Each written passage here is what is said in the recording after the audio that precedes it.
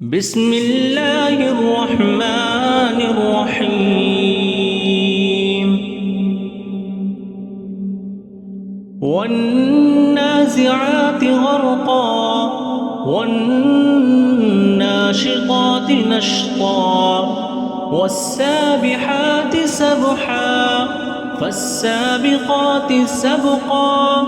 فالمدبرات أمرا يوم ترجف الراجفة تتبعها الرادفة قلوب يومئذ واجفة أبصارها خاشعة يقولون أئنا لمردودون في الحافرة أئذا كنا عظاما نخرة قالوا تلك إذا كرة خاسرة فإنما هي زجرة واحدة فإذا هم بالساهرة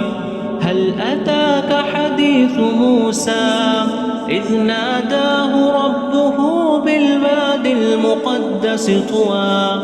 اذهب إلى فرعون إنه طغى فقل هل لك إلى أن تزكى وأهديك إلى ربك فتخشى فأراه الآية الكبرى فكذب وعصى ثم أدبر يسعى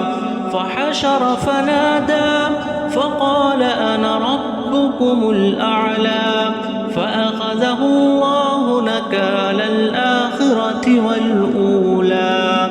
إن في ذلك لعبرة لمن يخشى أأنتم أشد خلقا أم السماء بناها رفع سمكها فسواها وأغطش ليلها وأخرج ضحاها والأرض بعد ذلك دحاها أخرج منها ماءها ومرعاها والجبال أرساها متاعا لكم ولأنعامكم فإذا جاءت الطامة الكبرى يوم يتذكر الإنسان ما سعى وبرزت الجحيم لمن يرى فأما من طغى وآثر الحياة الدنيا